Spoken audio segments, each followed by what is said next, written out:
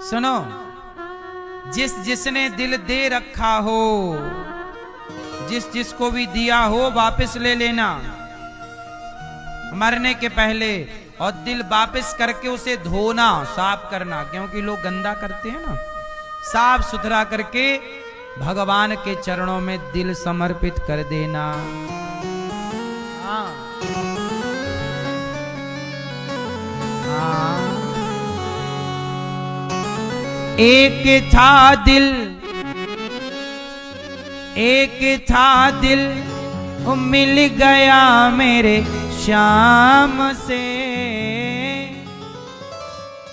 एक था दिल, मिल गया वो श्याम से। अब कहीं दिल को लगाने की हमें फुर्सत नहीं।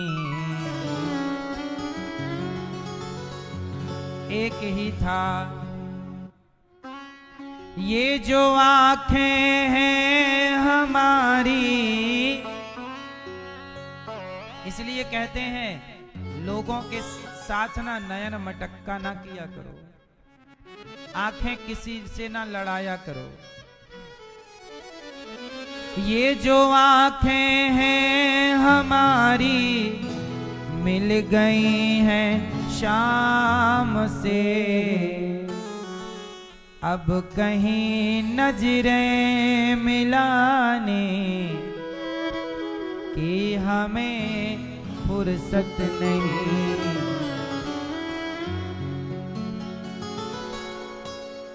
बेवफा बेवफा दुनिया ये हमसे पूछती। बेवफा दुनिया ये हमसे पूछती। अब किसी को कुछ बताने की हमें फुर्सत नहीं।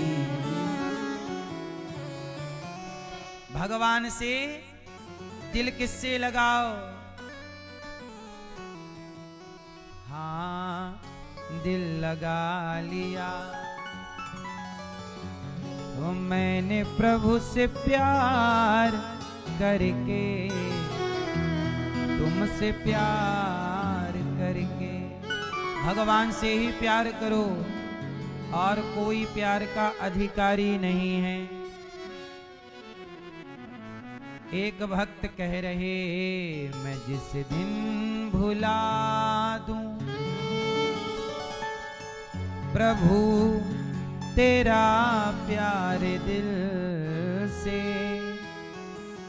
वो दिन आखिरी हो मेरी जिंदगी का।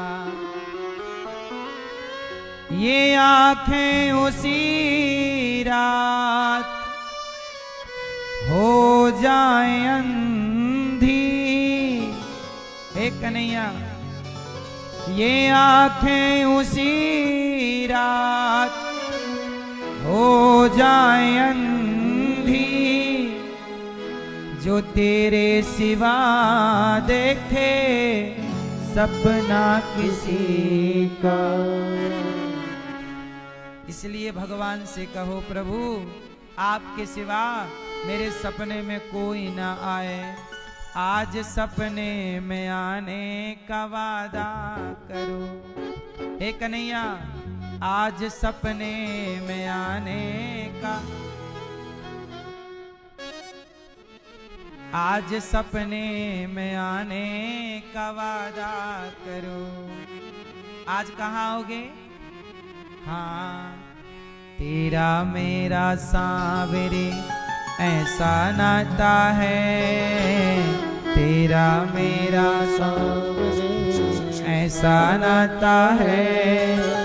दिन हो चाहे रात हो तेरा सपना आता है।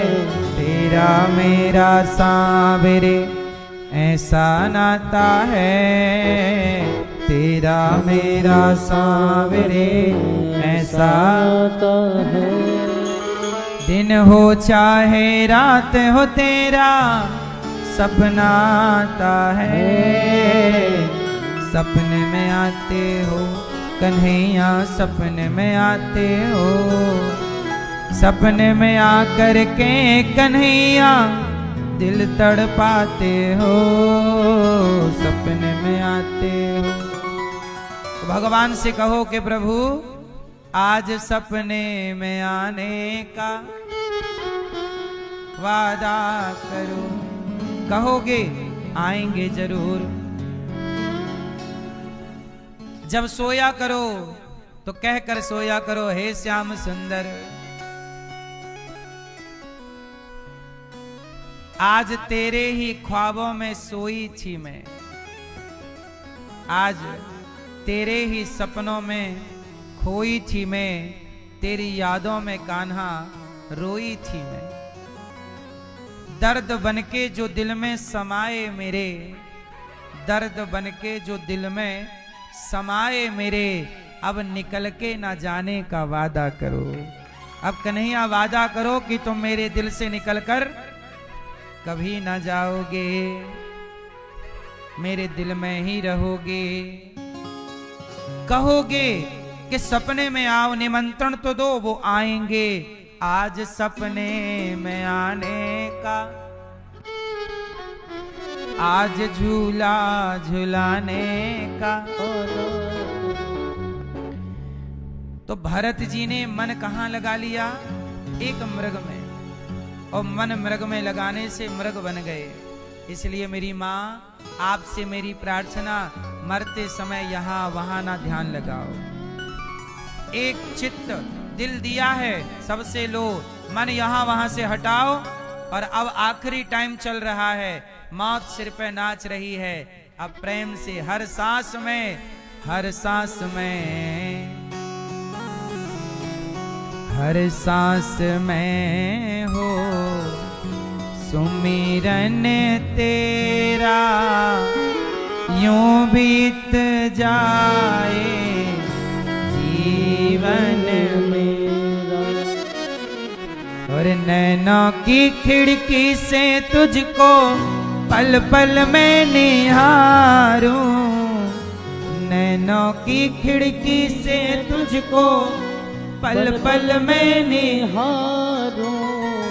मन में बिठा लूं तेरी आरती उतारूं, मन में बिठा लूं तेरी आरती उतारूं। और डाले रहूं तेरे चरणों में डेरा, यूं बीत जाए जीवन मेरा।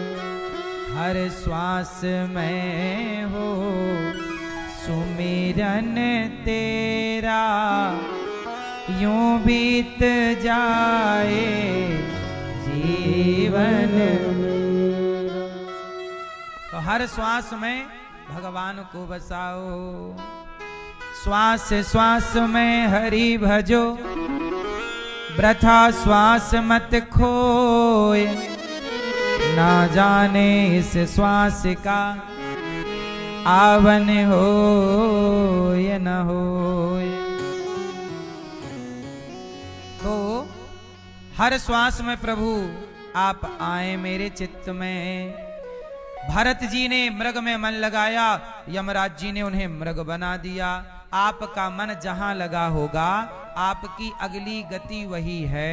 इसलिए कहता हूं मेरा चित्त भगवान में लगा रहेगा, मेरा चित्त सेवा में लगा रहेगा, तो भगवान अगले जन्म में भी अपना और अपने भक्तों का सेवक बना के फिर भेज देंगे। और मन यदि और गलत जगह लगा तो 84 लाख योनियों में डाल देंगे। भैया तुम्हें मौका दिया था पर तुमने मौके का सदुपयोग नहीं किया। ऐसे ही है, देखो ईश्वर भी मौका बार बार नहीं देते। ईश्वर मौका, भगवान ये देखो जैसे कोई मुख्यमंत्री है और मुख्यमंत्री है और उसने काम सही नहीं किया, तो जनता ने उसे मुख्यमंत्री बनाया, पर जब काम सही नहीं किया तो जनता ने उसे मुख्यमंत्री के पद से नीचे उतार दिया और बोले कि अब तुम घर पर बैठे अपना काम करो। भाई मौका दिया तुम्हें, पर तुमसे काम हुआ नहीं, तो जनता बिठाती भी है और जनता उतार भी देती है। अब आदमी घमंड में डूब जाता है कि मैं मुख्यमंत्री, मैं प्रधानमंत्री। नहीं साहब, समाज ने आपको ये पद प्रतिष्ठा सेवा के लिए दी है। तुमने सेवा करोगे, अच्छा करोगे, तो जनता बार बार तुम्हें मौका देगी। ऐसे ही भगवान कहते हैं मैंने मनुष्य का तन दिया है, तुम अच्छा काम करो, इस तन को पाकर हम बार बार तुम्हें मनुष्य का जीवन देते रहेंगे। और तुमने मनुष्य का जीवन पाके गलत काम किया तो फिर नाली का कीड़ा बना देंगे। क्या बना देंगे? बना देंगे कीड़ा, चमगादड़ बना देंगे, उल्टी लटकी रहना बना देंगे, भगवान गधा बोझा उठाते रहना। इसलिए भगवान भी ये अवसर बार बार छोड़ी देते हैं। अब आप लोग मनुष्य का तन पाए हो, वो दिन भर चुगली करते हो, अगले जन्म में भगवान बरसाती मेंढक बनाएंगे, फिर करना टर, बगल वाले मेंढक से टर टर टर, यही तुम करते रहे। भगवान का ने जीवन दिया है, अच्छे काम कर लो भाई साहब। अब तुम गलत यूज करोगी तो देखो सही है कि नहीं। पहले देखो इस देश में कितने प्रधानमंत्री आए और गए, कितने मुख्यमंत्री आए और गए, है सही है गलत है? तो भाई आपको सही काम करना होगा। सही काम करोगे तो सदा रहोगे, और सही नहीं करोगे तो सदा फिर। इसलिए आप मनुष्य का तन पाए हो, अच्छा काम करना, क्योंकि इस जीवन का हिसाब ईश्वर को देना है कि क्या करके आए हो आप। तो मैया आप मरते समय किस में मन लगाओगी? आप मैया किस में लगाओगी मेरी मां?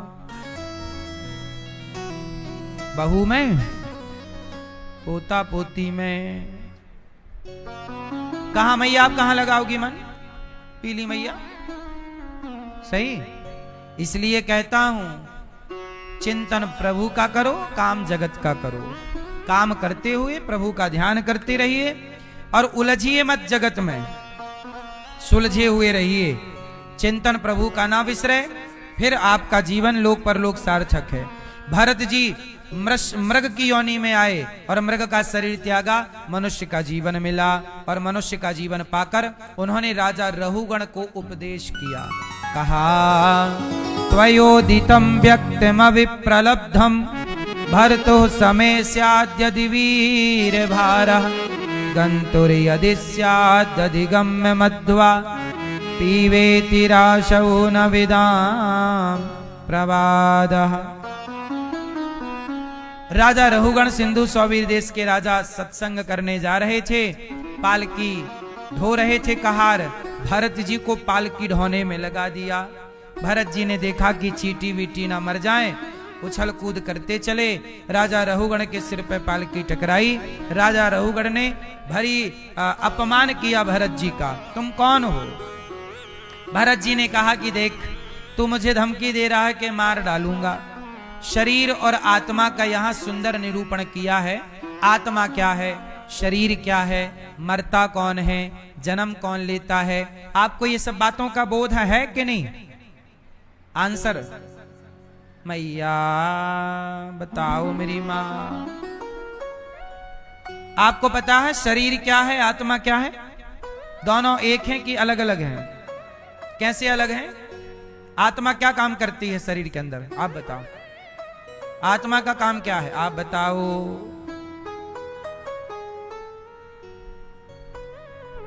मैया बताओ मेरी मां, आत्मा क्या करती है?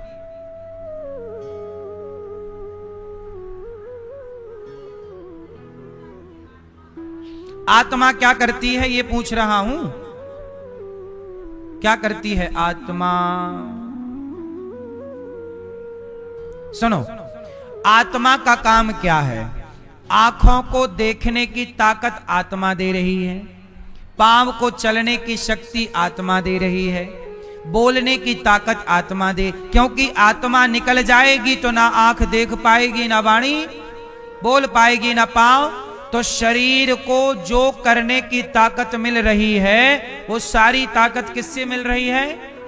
यही आत्मा करती है। आत्मा आंखों को देखने की ताकत, कानों को सुनने की ताकत, वाणी को बोलने की ताकत। अब देखना क्या है वो आप डिसाइड करिए। वाणी को बोलने की ताकत तो है, आत्मा दे रही है। अब कथा बोलना है, नाम जप बोलना है कि गाली बोलनी है, वो आप डिसाइड करिए, वो आपकी बुद्धि डिसाइड करेगी। इसलिए परमात्मा ने सबको बराबर दिया है, तौल कर। किसी को कौड़ी कम नहीं देता, किसी को दमड़ी ज्यादा। समझदार तो चुप रह जाता, मूर्ख शोर मचाता। ईश्वर ने सबको बराबर दिया है। आपकी भी दो आंखें हैं, मेरी भी। आपके भी दो कान हैं, मेरे भी। आपका भी एक मुंह, एक जिह्वा, मेरा भी। अब मैं अपनी वाणी से दिन भर कथा सुनाऊं कि दिन भर गाली जपूं, वो मेरे पे निर्भर करता है। ईश्वर ने तो सबको सब कुछ बराबर दे रखा है। तो आत्मा क्या करती है? देखने की शक्ति, सुनने की शक्ति, बोलने की शक्ति, ये जितनी भी शक्ति है वो किसकी दी हुई है? तो आत्मा पूरे शरीर को शक्ति देती है, एनर्जी देती है, ताकत देती है।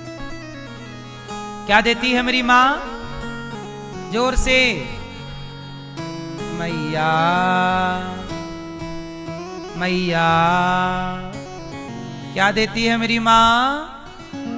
आत्मा का काम है ताकत देना, शक्ति देना। ठीक है, ये आत्मा। अब शरीर क्या है? शरीर आत्मा से अलग है। शरीर क्या है? शरीर 5 चीजों से मिलकर बना है।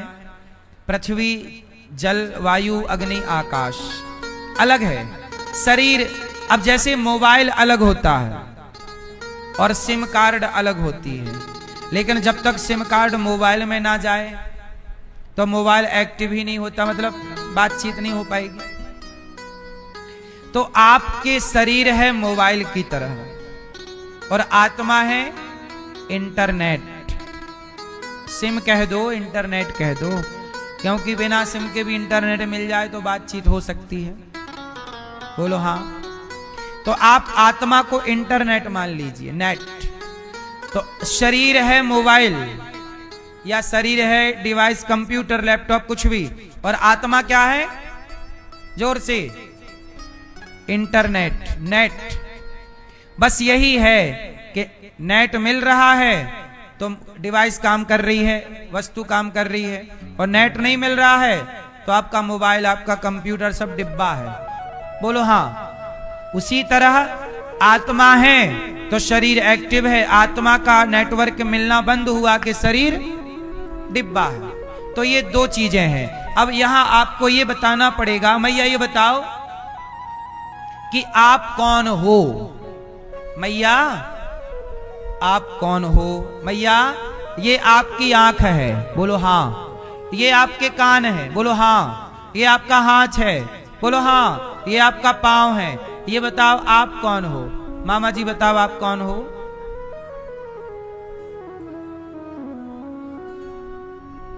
आप कौन है ये बताइए। आप कौन हो? हैं? माँ बाप हो? सही है। मामा बोल रहे हैं पर जलेबी बना रहे हैं। वो जलेबी मेरे समझ आती नहीं है। मैं तो सीधी बात करता हूं, सीधी बात, नो बकवास। बताओ आत्मा, मैं कौन हूं? आप कौन हो? भैया बताएंगे हमें। आप कौन हो? जल्दी से बताओ, कौन हो आप? हैं? ईश्वर का दिया हुआ रूप है आप। आप कौन हो मैया? पीली मैया? नहीं पता? सोचो, आपको यही नहीं पता कि आप कौन हैं। मैं कौन हूं? क्या मैं शरीर हूं? अच्छा, मेरी आंख, ये आपकी क्या है? आपकी आंख आपसे अलग है कि नहीं?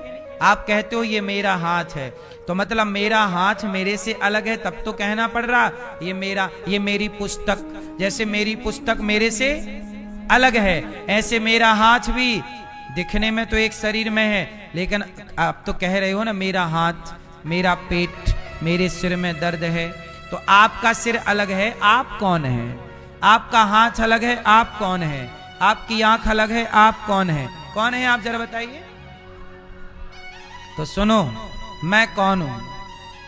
मैं ईश्वर का ही अंश हूं। मैं कौन हूं? ईश्वर का अंश। लेकिन मेरे अंदर ईश्वर जैसे गुण नहीं है। मेरे अंदर गुण मनुष्य जैसे हैं, सामान्य। अब जब मैं ईश्वर का अंश हूं तो मेरे अंदर ईश्वर जैसी शक्ति क्यों नहीं है? तो इसका कारण है कि देखो, दर्पण है और दर्पण में धूल जम जाए, तो दर्पण में धूल जम जाए तो दर्पण प्रतिबिंब दिखाने की शक्ति खो बैठेगा।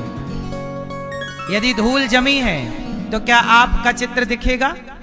बोलो नहीं। क्या जम गई उसमें? हां, जैसे दर्पण में धूल जम जाने से दर्पण चित्र दिखाना बंद कर देता है। धूल हटाओ तो फिर दिखाएगा चित्र। उसी तरह आप ईश्वर का अंश हैं, पर अज्ञान और माया की धूल बैठी ऐसी कि हम अपने वास्तविक स्वरूप को पहचान ही नहीं पा रहे कि हम कौन हैं। अब जैसे उदाहरण से समझो इसे।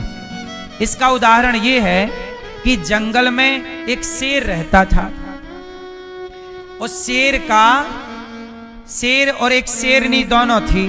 तो शेरनी के हुआ एक बच्चा, शावक।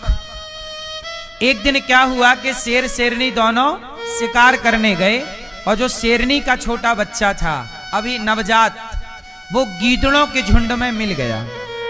वहां से गीदड़ों का झुंड निकला, तो वो शेर का बच्चा भी गीदड़ों के झुंड में मिल गया, और अब वो गीदड़ों के संग संग चलता।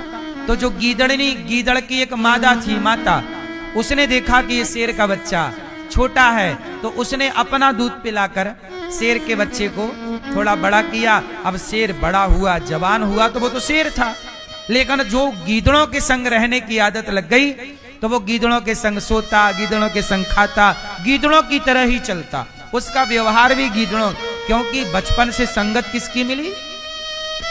एक दिन उसका पिता शेर ने देखा कि बचपन में मेरा एक बच्चा गुम गया था, यही तो नहीं है। उसने आवाज लगाई, ओम। तो वो तो शेर था ही, उसने भी दहाड़ा, ओम। तो जैसे ही दहाड़ा तो शेर पहचान गए, तू तो शेर है, पर ये बता तू गीदड़ों के झुंड में क्या कर रहा? बोला नहीं नहीं, मैं तो गीदड़ ही हूं, ये मेरी मौसी है, ये मेरी बुआ है। हाँ, और इसने मुझे दूध पिलाया, ये माँ। वो गीदड़नी को, अपनी गीदड़ की मादा को दूध पिला दिया होगा, ये मेरी माँ है। शेर बोला नहीं, तू गीदड़ का बच्चा नहीं है, तू तो शेर का है। शेर का बच्चा गीदड़ों के झुंड में मिल जाने से वो अपने को क्या मान बैठा? ऐसे ही आप सब ईश्वर की संतान हो, ईश्वर के बच्चे हो, लेकिन जगत में गीदड़ों की झुंड में मिलकर अपने को आप जगत का मान बैठे हो। आप जगत के नहीं हो, आप जगन्नाथ के हो।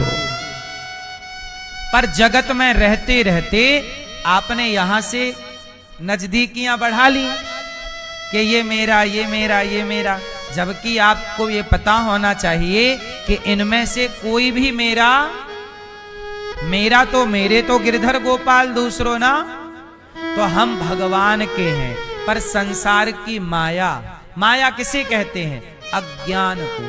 अज्ञानवश हम उन्हें अपना मान लेते हैं जो हमारे हैं नहीं। क्यों? सही है कि नहीं? अच्छा ये बताओ, जिन लोगों को आपने अपना माना है, सच बताओ क्या वो आपके हैं? बोलो। जिनको आपने अपना माना है, क्या वो आपके हैं? कोई किसी का कहां होता है? कोई है किसी का? फिर इसलिए अज्ञान के कारण। अब देखो ना, ये शरीर, हमने शुरू दिन ही आपको एक बात बताई थी कि शरीर भी अपना नहीं होता। ये भी अपने को छोड़कर जाना पड़ेगा। जब शरीर ही अपना नहीं हुआ तो शरीर के संबंधी भला अपने कैसे हो सकते हैं। लेकिन हम लोग अपना मान रहे हैं ये अज्ञान के कारण, और ये अज्ञान छूट जाएगा कि जगत हमारा नहीं, जगन्नाथ तो आप ईश्वर के अंश हो, ये ज्ञात होते ही आप ही वह रूप को प्राप्त कर लोगे जिस रूप को गवा चुके हो, खो चुके हो।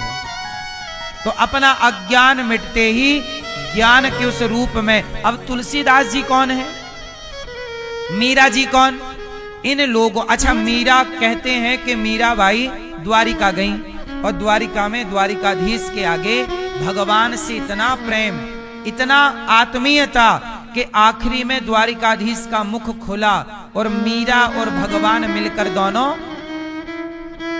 मीरा और भगवान मिलकर दोनों, जैसे चैतन्य महाप्रभु, गौरांग महाप्रभु, गौरांग महाप्रभु जगन्नाथ जी की जब यात्रा निकली, आषाढ़ में निकलती है ना रथ यात्रा, तो उस यात्रा में चैतन्य महाप्रभु आगे कीर्तन करते जा रहे थे और इतना प्रेम भगवान जगन्नाथ जी के लिए कि गौरांग महाप्रभु, भगवान जगन्नाथ जी उनके प्रेम में इतने मोहित हुए कि इनका मुख खुला और पूरे के पूरे चैतन्य महाप्रभु सबके देखते देखते भगवान श्री जगन्नाथ जी में विलीन हो गए, समा गए। तो जिस दिन ये बोध हो जाएगा कि मैं कौन हूं, शेर का बच्चा गीदड़ों के झुंड में मिला है, आपको जिस दिन बोध हो जाएगा कि मैं ईश्वर का हूं और अथाह प्रेम जागेगा, तो आप और भगवान मिलकर दोनों, तो आप ईश्वर के ही अंश हैं। अलग अलग इसलिए लगते हैं क्योंकि आपको अज्ञान ने घेर रखा है। गीदड़ों के झुंड में मिलने से वो गीदड़ में से किसी को अपना बाप मान बैठा, किसी को मौसी मान बैठा, किसी को माँ, जबकि यथार्थ में उसकी माँ कोई और है। इसलिए तो कहते हैं त्वमेव माता, हमारे असली माता पिता भगवान है। पर जगत में हम ऐसे उलझे हैं कि हम जगत के लोगों से ही नाता ज्यादा रखते, और ये व्यवस्था भी बन गई कि यदि माँ बाप का ध्यान नहीं रखोगे तो कौन रखेगा। ठीक है, पर एक बात बताएं, ये जो हमारे माता पिता हैं ये तो हैं, पर वास्तविक में हमारे माता पिता भगवान हैं। ये बहुत गहरा ज्ञान है, इतने जल्दी आपकी समझ आएगा, आ जाए तो अच्छा है, वरना सत्संग करते रहोगे तो क्लियर होती रहेंगी चीजें। मैं यहाँ का नहीं हूं, बस ये समझना है। मैं कहाँ का हूं भैया, आप कहाँ से हो, कहाँ के हो? हाँ, कहाँ? बिहार। आप कहाँ से हो भैया, कहाँ के हो? हैं? कहाँ? कलकत्ता से। आप कहाँ से हैं?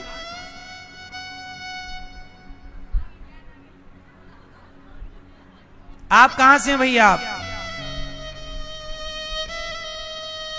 कहां से हो? आप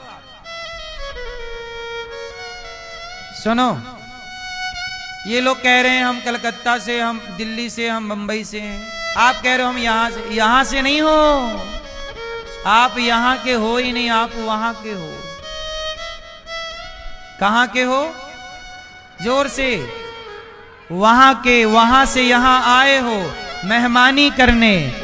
अपना काम करोगे, 10, 25, 50, 100 साल काम करोगे और वापस वहीं चले जाओगे जहां से आए हो। तो हम लोग यहाँ मेहमानी करने आए हैं, ये यात्रा है हमारी, हम यहाँ के नहीं हैं। यहाँ कितने साल रहोगे, चलो बताओ? ज्यादा से ज्यादा 100 साल। क्यों मैया, कहाँ की हो आप? चश्मा वाली मैया। हाँ, हैं? आगरा? ये मैया आगरा की? कहां से हो? हाँ, हम सब कौन हैं? यात्री हैं। कृपया यात्री गण ध्यान दें। आप सब क्या हो? यात्री हो। यात्रा में आए हो, जिंदगी की यात्रा पूरी करके जाना है। इसलिए यहां से ज्यादा संबंध ना जोड़ो। संबंधी हमारे कौन? अच्छा, एक इसका साइंस देखो, ये बात मैं ऐसे नहीं बोल रहा हूं, इसका साइंटिफिक कारण बता रहा हूं। आओ इसे मैं साइंस से जोड़ के बताता हूं। मेरा ईश्वर से संबंध है, मैं इसका विज्ञान बता रहा हूं। आओ मैं विज्ञान के ढंग से आपको समझाता हूं, समझो। बताओ, पृथ्वी में गुरुत्वाकर्षण है? बोलो हाँ। ऊपर से फेंकी हर चीज नीचे जाती है? बोलो हाँ। क्यों जाती है? क्योंकि नीचे एक सिद्धांत है, पृथ्वी अपनी तरफ खींचती है। चुंबकीय गुण पृथ्वी पे है, गुरुत्वाकर्षण है। बोलो हाँ, सही है। अच्छा एक बात बताओ, जब हर चीज ऊपर से नीचे जाती है तो बताओ वो कौन सी चीज है जो नीचे से ऊपर जाती है? पढ़े हो विज्ञान तो बताओ फिर।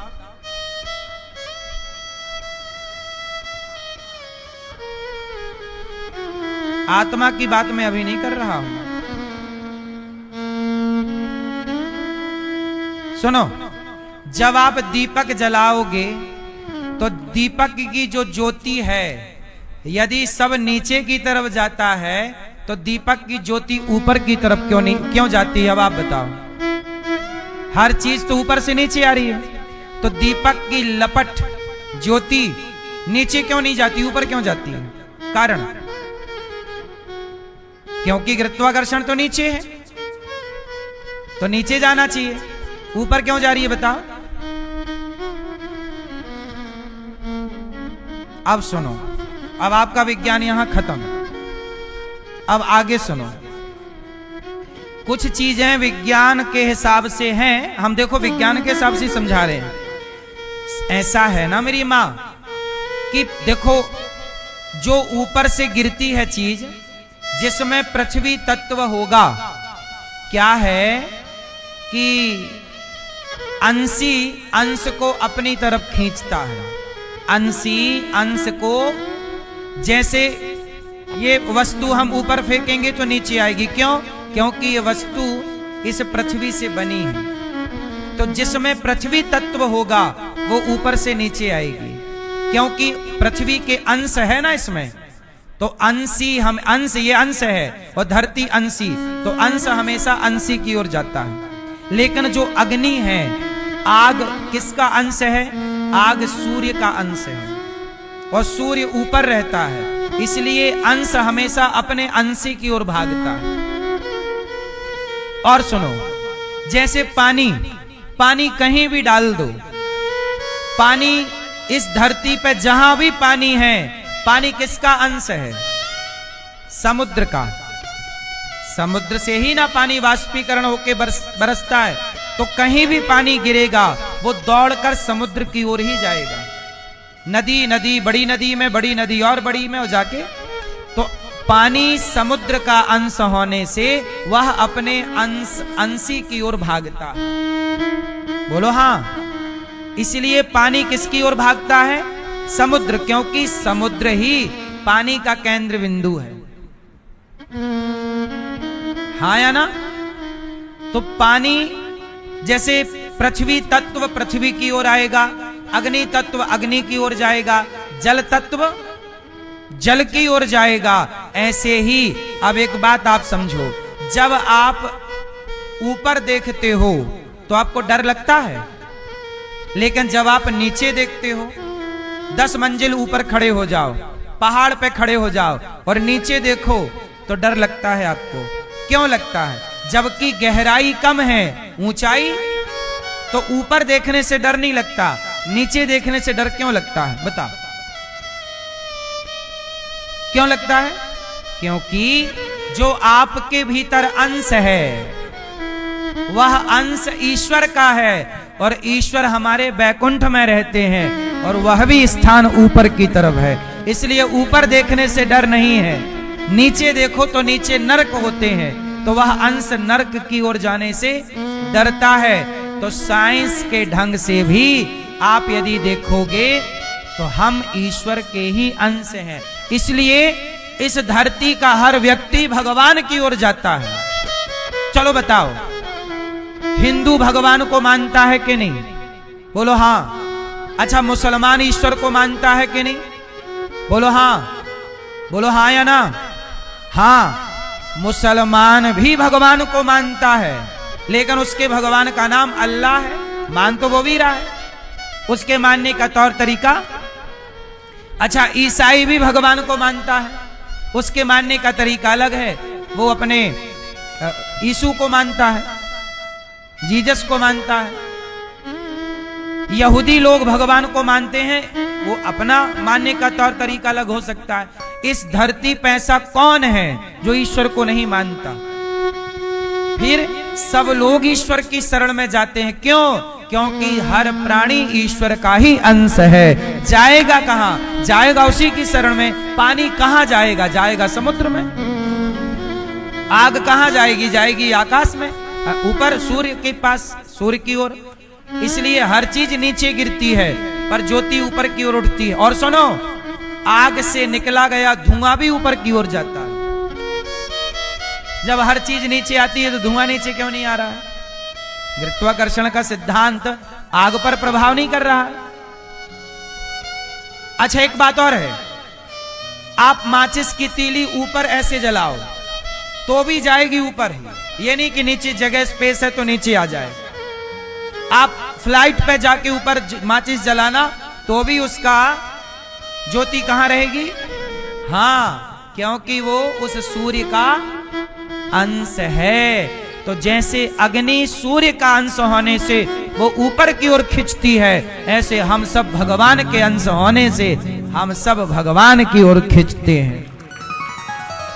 हमारे भीतर बैठी हुई अंतरात्मा हमें ईश्वर की ओर ले जाने के लिए मजबूर करती है। लेकिन आपके अंदर कई बार वो अज्ञान, वो माया, वो आपकी आत्मा को ईश्वर की ओर बढ़ने से रोकती है।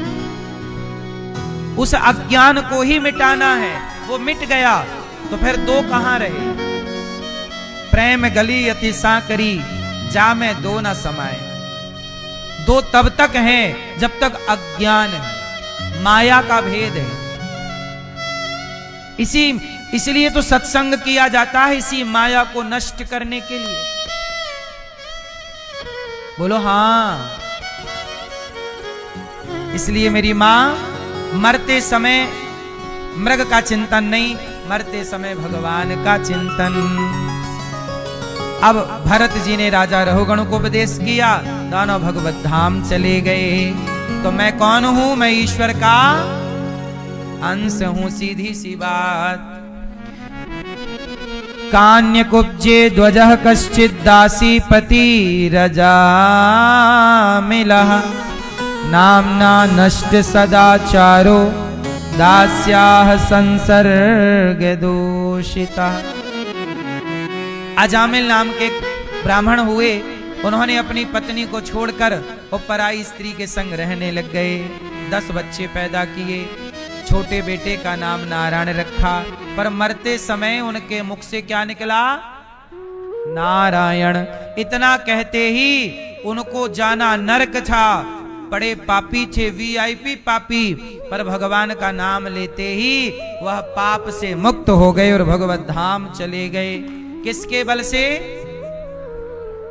नाम। कौन सा नाम? मैया, ओ मैया जा रही हो? पीली मैया,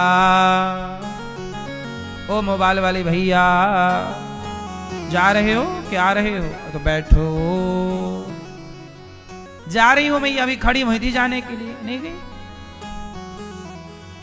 नहीं जा रही मैया, यूं ही खड़ी होगी, बैठे बैठे थक गई महाराज, मैं अंगड़ाई लेने खड़ी हुई, बैठ गई। फिर अंगड़ाई लेके फिर बैठ गई मैं।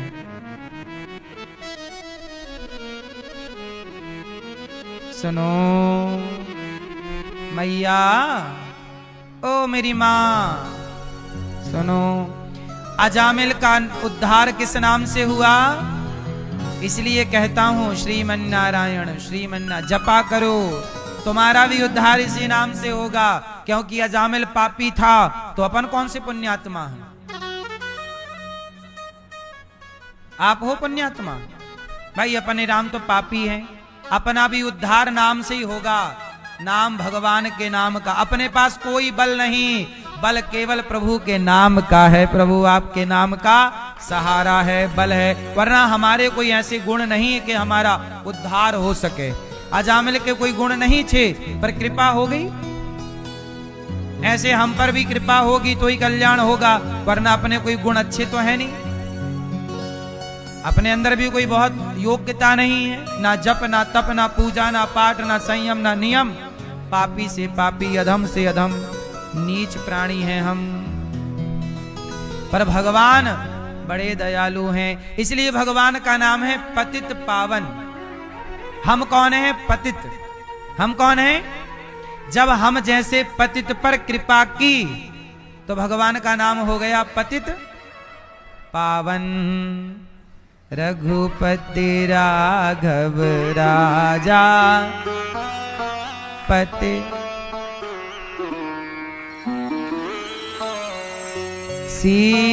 सीताराम सीताराम भज प्यारे तू सीताराम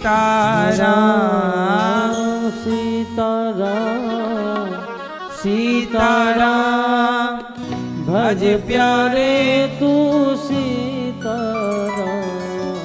रघुपति राघव राजा राम पतित पावन। तो ये पतित पावन नाम क्यों? हम जैसे अजामिल जैसे पापियों को तारा, तो भक्तों ने कहा प्रभु आप तो पतित को भी तारते हैं, तो हमारी भी उम्मीद बढ़ गई कि अजामिल जैसे पापी पर प्रभु ने कृपा की, तो हम जैसे पापी पर भी कृपा करेंगे जरूर। हम पर भी प्रभु कृपा जरूर करेंगे। हाँ हम सब पर भी सांवरे, हम पर दया करो। हम सब तुम्हारे सांवरे, हम पर दया करो। हम सब तुम्हारे सांवरे, हम पर कृपा करो। प्रभु हम पर भी कृपा करो। अजामिल पर कृपा हुई नाम केवल पर, इसलिए मैया श्रीमन्नारायण काम करती रहो। झाड़ू पोंछा बर्तन चौका काम करो, बिस्तर पर लेटे हैं, अंदर चल रहा श्रीमन्नारायण श्रीमन्नारायण श्रीमन्नारायण। बोलो हाँ। इसके बाद भगवान ने वृत्तासुर का इंद्र के हाथों उद्धार हुआ। एक बार प्रहलाद नाम के बड़े भक्त हुए। प्रहलाद यदा देवेषु वेदेषु गौषु विप्रे सुसाधुषु। एक बार क्या हुआ, प्रहलाद नाम के अच्छे भक्त थे, हिरण्यकश्यपु के पुत्र हैं ये। प्रहलाद जी की माँ का नाम क्या था? कयाधु। क्या नाम था? प्रहलाद जी छोटे से बालक हैं और प्रभु का स्मरण, प्रभु का चिंतन, प्रभु से प्यार। हे नाथ हमारा आपके सिवा कोई नहीं। जब प्रभु की ज्यादा भक्ति करने लगे तो पिता हिरण्यकश्यपु ने देखा, बेटा ये तुम किसका नाम जप कर रहे हो? प्रहलाद जी ने कहा पिताजी हम भगवान श्रीमन्नारायण, भगवान विष्णु, भगवान श्री हरि का ध्यान कर रहे हैं। हम किसका ध्यान कर रहे हैं? भगवान श्री हरि का। हिरण्यकश्यपु बोला ये तो हमारा दुश्मन है, क्या तुम दुश्मन का नाम जप रहे हो? अब तो प्रहलाद जी पर बेचारे प्रहलाद बच्चे हैं, टूट पड़ा हिरण्यकश्यपु। मार डालूंगा तुझे, तेरे मुंह से यदि ये प्रभु का नाम निकला, तेरे नारायण तेरे विष्णु का, खबरदार जो नाम तूने लिया मार दूंगा तुझे।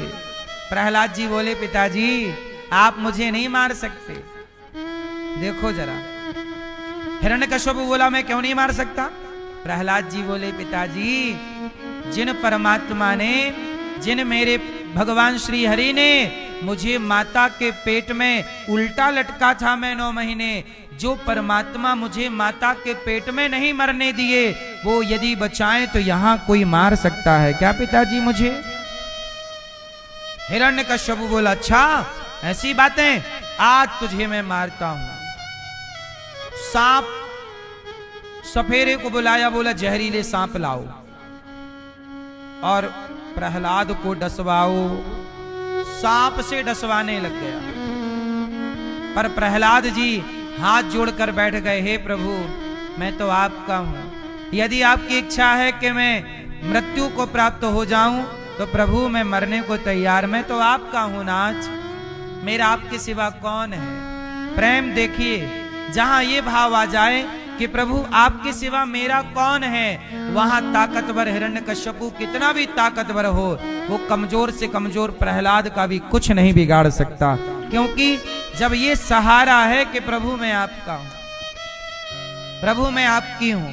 सांप डसने आए, पर सांपों का प्रभाव, जहर का प्रभाव प्रहलाद जी पर हुआ ही नहीं। लो मैया, अब हिरण्यकश्यपु ने हाथी बुलाए, बोले इसे बांध दो। हाथ पांव बांध दिए जंजीर से और जमीन पे लिटा दिया। हाथी को बुलाया और हाथी को कहा, मतलब हाथी को दौड़ाया कि पांव रख जाएगा हाथी का, मर जाएगा। और हाथी जब आया तो हाथी ने जब प्रहलाद को देखा तो भगवान तो भगवान है, सब पर भगवान का जोर चलता है। भगवान के भक्त को हाथी ने नुकसान नहीं पहुंचाया। जाकर हाथी ने सूंड से जंजीरें तोड़ दी और प्रहलाद को उठाकर अपने पीठ पर बिठा लिया हाथी ने। अब हिरण्यकश्यपु घबराया, ये तो मर ही नहीं रहा। सेनापति जाओ इसे पहाड़ से फेंक दो। ऊपर से फेंक दिया।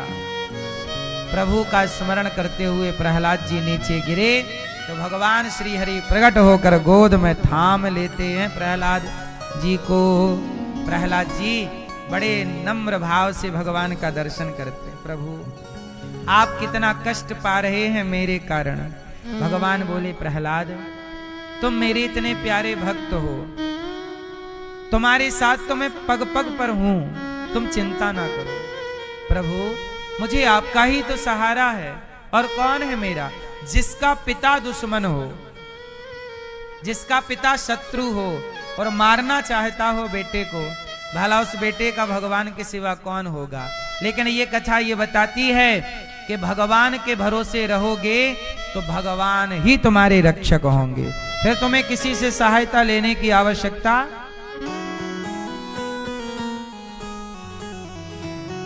हाँ प्रहलाद जी, अब होलिका को बुलाया हिरण्यकश्यपु ने। होलिका, होलिका आ गई। बोले प्रहलाद को जलाओ, तुम्हारे पास वरदान है, आग तुम्हें जला नहीं सकती, तो तुम मत जलना, इसे पकड़कर बैठ जाओ। अब चिता बनाई गई, लकड़ी की ढेर सारी लकड़ियां इकट्ठी, होलिका बैठ गई, प्रहलाद जी को गोद में लेकर बैठ गई। होलिका बोली, बालक तू अभी भी ये विष्णु का ध्यान करना छोड़ दे, मैं तुझे छोड़ दूंगी वरना मैं जला दूंगी। प्रहलाद जी बोले, बुआ आप जला दो, यदि वो जला देंगे तो मैं जल जाऊंगा, बचाएंगे तो बच जाऊंगा। ना मुझे जीवन से प्यार है ना मृत्यु से, मुझे तो प्रभु जैसे रख देंगे मैं वैसे रह लूंगा। अब होलिका जली, आग लगी तो होलिका ही जल गई और प्रहलाद जी का बाल भी बांका नहीं हुआ। भगवान बड़े दयालु हैं मेरी माँ, मारने वाला है भगवान, बचाने वाला है भगवान। बाल नवा का होता उसका,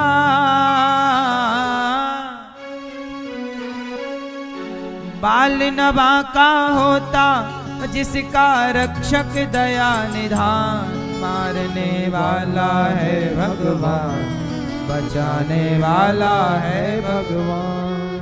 जल थल अग्नि आकाश गगन में केवल उसकी सत्ता, उसकी मर्जी के बिना यहाँ हिल न सके एक पत्ता। उसी का चाहा यहाँ पे होता,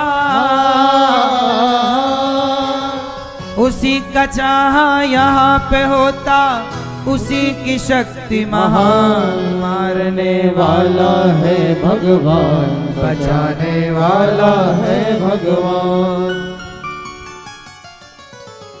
तो मारने वाले भी भगवान और बचाने वाले भी। हाँ मैया, इसलिए डरो ना, अब डरने की जरूरत नहीं है मेरी मां। प्रहलाद जी से हिरण्यकश्यपु ने पढ़ने के लिए भेज दिया, पढ़ करके लौटे। क्या सीखा? श्रवणम कीर्तनम विष्णोः स्मरणम पाद सेवनम अर्चनम वंदनम दास्यम सख्यमात्म निवेदनम। प्रहलाद जी पढ़कर आए। हिरण्यकश्यपु ने बोला क्या पढ़ के आए हो? बोले 9 बातें। भक्ति 9 तरह की होती है। श्रवण कथा सुनना पहली भक्ति, कीर्तन करना दूसरी, भगवान का स्मरण करना तीसरी भक्ति, चरण सेवा करना माता पिता बुजुर्गों की चौथी भक्ति, है ना। अर्चनम पांचवी भक्ति, श्रवणम श्रवणम कीर्तनम स्मरणम पाद सेवनम अर्चनम। और वंदनम छठवीं भक्ति, वंदन वंदनम। सख्य मैं प्रभु का हूं, है ना, प्रभु का हूं। तो श्रवणम कीर्तनम स्मरणम पाद सेवनम अर्चनम वंदनम दास्यम, मैं प्रभु का दास हूं। सख्य और आत्म निवेदनम, ये 9 तरह की भक्ति। भगवान का भक्त समर्पण कर दे अपने आप को तो बस इतने सी भगवान रीझ जाते हैं। प्रहलाद जी से हिरण्यकश्यपु ने पूछ लिया, चल बोल तेरा भगवान कहाँ है? प्रहलाद जी ने कहा पिताजी मेरे भगवान कहाँ नहीं है ये आप बताओ। क्या तेरा भगवान इस खंबे पर है? प्रहलाद जी बोले यहाँ है, इस खंबे पर है, तो मुझे क्यों नहीं दिखता? प्रहलाद जी बोले पिताजी अच्छा ये बताओ भगवान है तो दिखते क्यों नहीं? बताओ आप बताओ बेटा, भगवान है तो क्यों नहीं दिखते?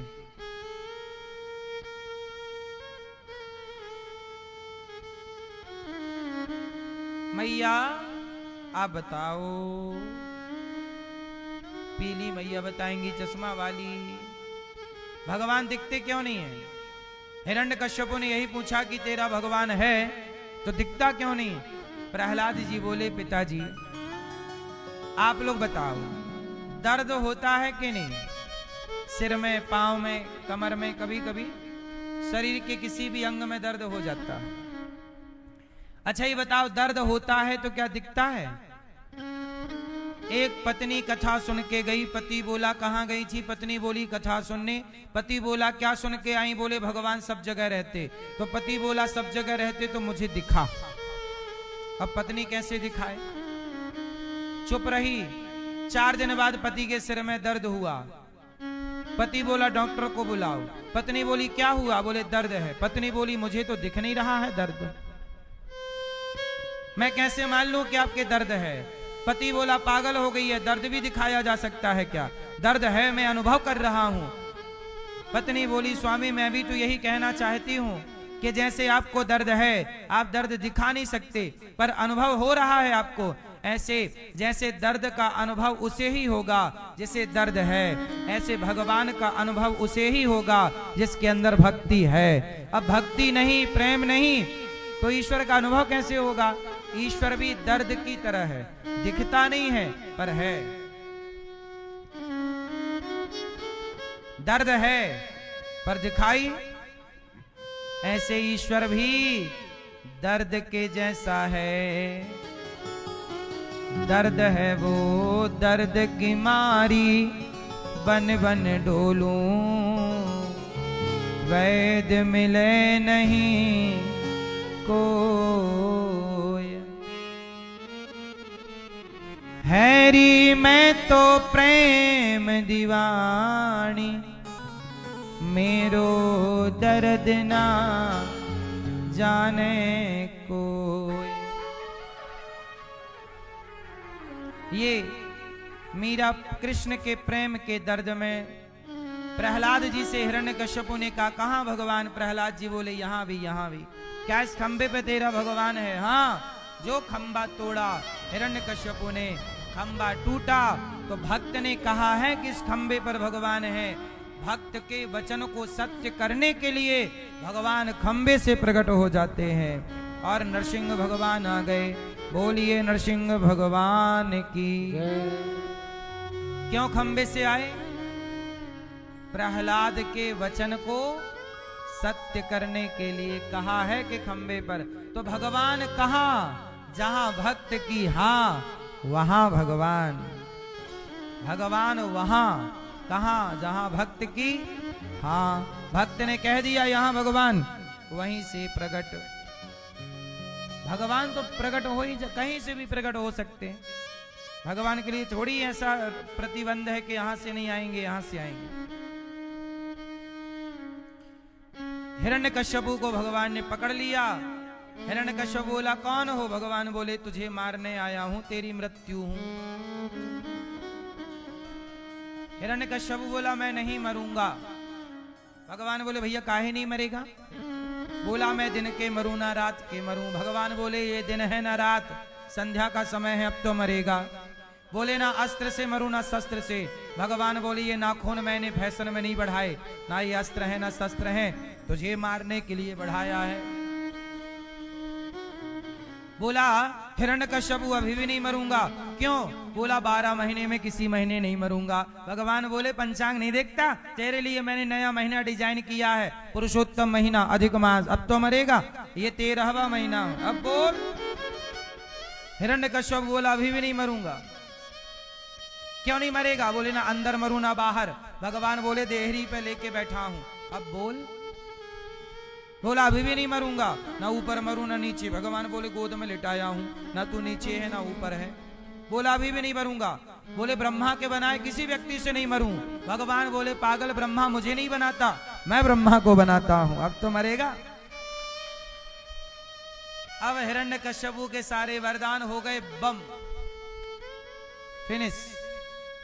अब बोल, कितना भी होशियार हो व्यक्ति, मौत से नहीं बचेगा। इसलिए नाटक ना किया करो, चुपचाप मर जाया करो शांति से। मरने बड़ा नाटक करते हैं लोग, हम नहीं मरेंगे, डॉक्टर साहब एक और दवाई दे दो। ये नहीं, शांति से अपना हो गया टाइम, अब भगवान का चिंतन करो, चुपचाप अपना मरो। बूढ़े लोग बड़े नाटक करते हैं, इतने 80, 85 साल, 90 साल के हो गए, अभी भी डॉक्टर के चक्कर लगा रहे। अब तुम्हें पता है कि मर ही जाओगे, तो भगवान का चिंतन करो। अब तो कोई भी दवाई खा लो, तुम ठीक हो नहीं सकते। कोई दवाई ठीक नहीं बनी जो बुढ़ापे को ठीक कर दे। सही कह रहे हैं, गलत है। इसलिए अपना चुपचाप भगवान का चिंतन करते। हाँ? बचेगा कोई नहीं, मौत से कोई बचा है? क्यों मेरी माँ? आजकल आदमी बड़ा अपना लगाता रहता है, क्या दवाई खाऊं, क्या च्यवनप्राश खा लूं, क्या कर लूं। आजकल बूढ़े लोग ज्यादा च्यवनप्राश खा रहे हैं। इन्हें और लग रहा है कि अभी हम 25-50 साल और रह लें। काहे रह लो, बना हो गया काम तुम्हारा। भगवान का चिंतन करो और अब ज्यादा जाओगे, कुछ भी खाओ।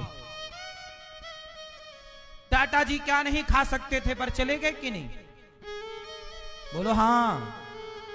टाटा जी अपने क्या नहीं खा सकते थे, पर टाइम आया तो सबको ही जाना है। इसलिए ज्यादा परेशान नहीं हुआ करो। मौत आएगी, मरना पड़ेगा। इसलिए मरने से सब जग डरा, मरने से सब जग, सबको डर लगता है मर ना जाए। मरने से सब जग डरा, मेरे मन आनंद। कब मरी हूं, कब भेंटी हूं, पूरन परमानंद। कब मरेंगे, कब प्रभु का दर्शन होगा। इसलिए मरना भी उत्सव है। इसलिए हमारे यहाँ जब कोई मर जाता है ना, तो बाजे बजवाए जाते हैं। आपके यहाँ बजते हैं कि नहीं बाजे? जब मरा हुआ आदमी नहीं चलता तो आगे आगे बाजे नहीं बजते? क्यों बजते हैं बाजे? हैं? क्योंकि मृत्यु को आप लोगों ने बना लिया है रोना धोना। मृत्यु एक तरह का उत्सव है, इसलिए ना बाजे बजते, अर्थी के आगे आगे चलते हैं। सही है गलत है? फिर मृत्यु भी एक मिलन है। अभी तक हम जगत में थे, अब जगन्नाथ में समा गए, तो जगत से जगन्नाथ की यात्रा, जगत से निकलकर जगन्नाथ की ओर जाने का नाम मृत्यु है। संसार से जाने का ये प्रोसेस है कि ये छोड़ के जाना पड़ेगा, ये काया छोड़ के जाना पड़ेगी। इसी प्रोसेस को लोग मरना कहते हैं, जबकि मरना, हाँ, कोई छोटा बच्चा की मृत्यु हो जाए वो बड़ा दुखद है कि उसकी उम्र नहीं थी, वो मर गया। लेकिन 90 साल का कोई मरा है तो उसमें रोने की क्या बात है? क्यों मैया? अब 90 साल की तुम्हारी सास में बहू रो रही है, सास मर गई, और जिंदा थी तो पानी नहीं दे रही थी और रो रही है, भीतर से लड्डू फूट रहे हैं, ठीक मर गई बुढ़िया, बाहर से सास।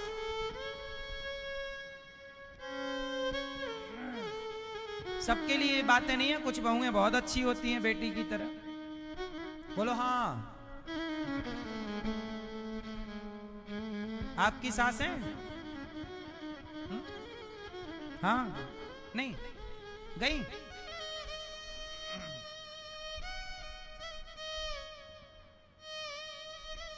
इसका अर्थ ये हुआ कि जब उम्र हो गई तो फिर खुशी है कि भाई मुक्ति मिल गई। चलो, इसलिए मरते हुए व्यक्ति के पास बैठ के रोया ना करो। कीर्तन श्री कृष्ण गोविंद हरे मुरारी नाम जब सुनते जाएगा, कीर्तन सुनेगा, गंगा जल तुलसी दल डालो, उसका उद्धार होगा। तुम्हारे रोने से कुछ ना होगा। तुम तो रोने के बाद 13 दिन बाद रसगुल्ले खाओगे, एक और लाओ।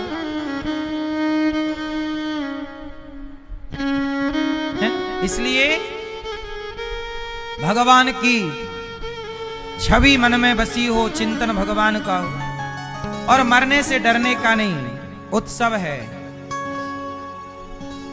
जब तक जियो बिंदास जियो, और जब मरो तो बिंदास मरो। ना जीने में कोई दिक्कत, ना मरने में। हमने अच्छे काम किए हैं तो हम जिएंगे भी अच्छे से, और अच्छे काम करके मरेंगे तो हमें नरक नहीं जाना पड़ेगा। हम क्यों